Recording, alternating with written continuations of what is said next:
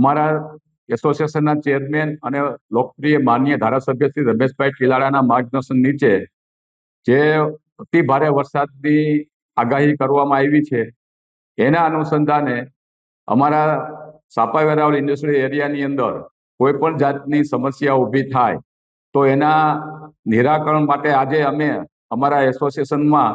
એક કંટ્રોલ રૂમની શરૂઆત કરેલ છે અને એ કંટ્રોલ રૂમથી કોઈ પણ જાતની મુશ્કેલી ઊભી થશે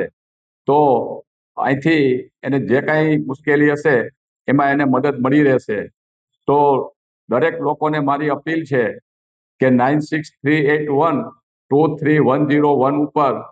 સંપર્ક કરી અને આપને કાંઈ પણ મદદની જરૂર હોય